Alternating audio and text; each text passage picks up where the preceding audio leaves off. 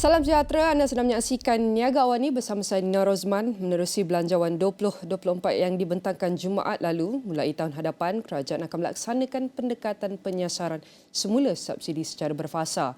Menurut Perdana Menteri yang juga Menteri Kewangan, Datuk Seri Anwar Ibrahim, hasil penjabatan subsidi ini adalah sebahagian yang akan disalurkan terus untuk meningkatkan peruntukan bantuan tunai melalui sumbangan tunai ramah daripada 8 bilion ringgit ketika ini kepada 10 bilion ringgit.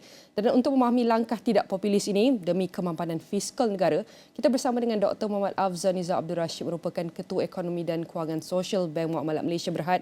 Saya nak ucapkan terima kasih Doktor kerana sudi meluangkan masa bersama kami, iaitu minggu ini adalah hari pertama selepas pembentangan belanjawan 2024. Mungkin Doktor boleh kongsikan mengapa pentingnya langkah tidak populis ini dilakukan pada ketika ini. Mungkin Doktor boleh bantu penonton untuk faham berkenaan langkah yang diambil kerajaan ketika ini. Okay, baik, terima kasih Nina.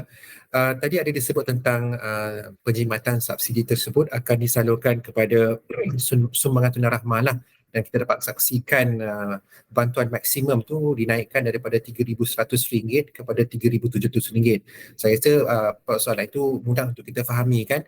Jimat di sini akan dibagi ke tempat lain yang lebih bersasar. Tapi saya rasa yang lebih utama yang saya rasa mungkin perlu kita cerakinkan adalah mengukuhkan kedudukan kewangan kerajaan itu sendiri. Kerana pihak kerajaan baru-baru ini telah pun meluluskan akta yang berkaitan dengan Fiscal Responsibility Act yang mana beberapa parameter telah diletakkan seperti defisit fiskal itu tidak mesti berada pada paras 3% daripada nilai KDK ataupun kurang lagi, dan saiz hutang kerajaan sekitar 60% dan kurang, dan kemudian jaminan kerajaan dan perbelanjaan pembangunan diletakkan beberapa parameter lah. Ini bertujuan untuk mengukuhkan kedudukan kewangan kerajaan yang mana kedudukan kewangan kerajaan ni sangat-sangat diperlukan apabila ketika kita menghadapi sebarang bentuk gangguan terhadap pertumbuhan ekonomi lah. Kalau kita lihat tahun hadapan, ekonomi global dijangka memperlahan pada kadar 2.9% berdasarkan unjuran yang dibuat oleh pihak IMF. Dan negara kita sebuah negara yang sangat terbuka dari sudut perdagangan antarabangsanya, pelaburan dan sebagainya. Jadi terdapat keperluan untuk kerajaan untuk mengekalkan kedudukan kewangan yang baik. Selain itu juga kita ada orang kata tu agensi penarafan kredit seperti Moody's, S&P dan juga Fitch Rating, yang mana kalau kerajaan tidak orang kata tu mengambil berat terhadap isu berkaitan dengan kedudukan kewangan, maka risikonya adalah berkemungkinan rating ataupun penarafan tersebut akan dikurangkan, dan ini akan menjejaskan dari segi aliran masuk modal dan juga yang paling penting adalah nilai ringgit kita lah. Jadi ini adalah perkara yang seharusnya menjadi tunjang kepada kenapa langkah populis ni tidak terpaksa dilaksanakan dalam ketika ini. Itu adalah kita boleh cakap pengorban untuk kebaikan negara dan rakyat dalam masa jangka panjang. Tetapi Doktor, adakah pasaran the market akan mengalami kejutan, shock, dan ada tempoh waktu timeline yang tertentu untuk kita lihat pasaran kembali normal, terutama dari sudut permintaan dan juga penawaran?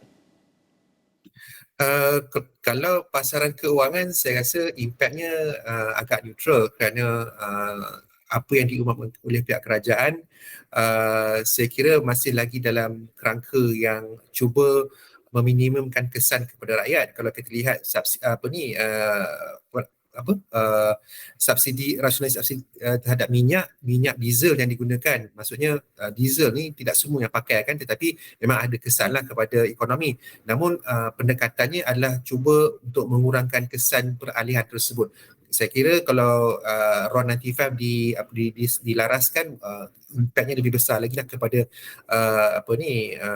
sudut inflasi. Tapi dari segi pasaran keuangan, saya rasa sepatutnya neutral kepada positif lah, terutamanya pasaran yang berkait dengan pasaran hutang ataupun bond market. Dari segi pasaran ekonomi ataupun real economy, berkemungkinan saya nampak adalah kesan-kesan kepada inflasi, dan ini jelas terbukti dengan unjuran kerajaan inflasi negara pada tahun hadapan dijangka bergerak sekitar 2.1% sehingga 3.6%. Ianya suatu julat yang besar yang saya kira melambangkan ketidakpastian akan kesan langkah yang dilaksanakan. Kerana tahun ini kita melihat inflasi bergerak sekitar 2.5% sehingga 3%, ya. Jadi julat itu semakin besar dan trajektorinya semakin meningkat.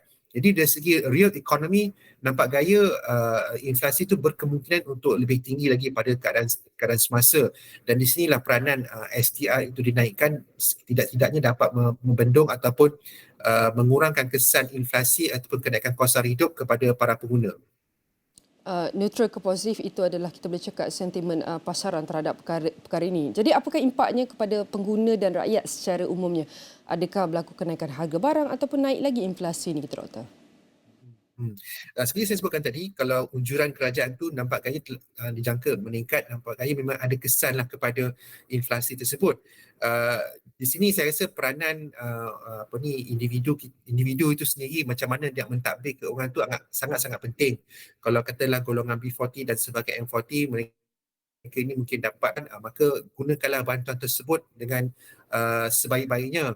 Terutamanya golongan B40 lah. Kalau lihat bantuan maksimum tu dinaikkan ke paras sehingga 3,700 dan bayaran pertama pada tahun hadapan dijangka mencecah RM500 sebelum bulan Ramadan, dan sepatutnya dana ini digunakan dengan sebaik-baiknya lah. Yang lain, saya rasa dia kata tu berhati-hati dalam perbelanjaan, dan kalau di peringkat perniagaan perlu mencari jalan lah macam mana untuk memastikan perniagaan mereka tu dapat dioptimumkan dari segi pengurusan kos dan sebagainya. Mungkin dengan mengambil faktor teknologi sepatutnya dapat membantulah macam mana untuk menguruskan kos perniagaan mereka. Kesan tu memang ada, Nina. Saya kira ia merupakan satu apa yang dikatakan sebagai policy trade off, ya. Kita ubah sini akan ada kesan sampingannya, tapi tujuannya adalah untuk mengukuhkan kedudukan kewangan seperti yang sebutkan pada awal tadi. Okey. Doktor, berbahagikan seminit saja lagi, mungkin doktor boleh kongsikan dengan hanya mengurangkan defisit dan tanggungan, kerajaan dapat kembalikan kedudukan fiskal negara yang mampan. Adakah doktor yakin Malaysia mampu capai defisit fiskal 4.3% pada tahun depan? Bagaimana doktor? Okey, kalau tak ada kejutan ekonomi yang negatif di peringkat global, saya yakin perjalanan untuk mencapai sasaran 43% itu tiada masalah. Cuma saya risaukan ekonomi global buat masa ini dengan konflik di Timur Tengah dan juga kesan kepada harga minyak dan sebagainya, dan kenaikan kadar faedah di Amerika Syarikat masih lagi tinggi. Jadi kemungkinan untuk ekonomi global untuk lebih perlahan tu memangnya ada, dan di situ terdapat keperluan sekiranya berlaku ekonomi lebih lembab daripada jangkaan, suatu bentuk intervensi perlu dirangka, dan ini mungkin akan menjejaskan momentum untuk mengurangkan defisit fiskal. Jadi maksudnya bergantung kepada keadaan ekonomi global terutamanya pada tahun hadapan. Langkah tidak populis ni bertujuan untuk kemapanan negara, tapi setiap pelaksananya harus diteliti dengan lebih rapat lagi. Sekali lagi saya ucapkan terima kasih kepada Dr. Muhammad Azam Nizam Abdul Rashid, merupakan Ketua Ekonomi dan Kewangan Social Bank Muamalat Malaysia Berhad. Semua ini akan kami rangkumkan dalam astrawani.com dan semua platform digital Astro Awani.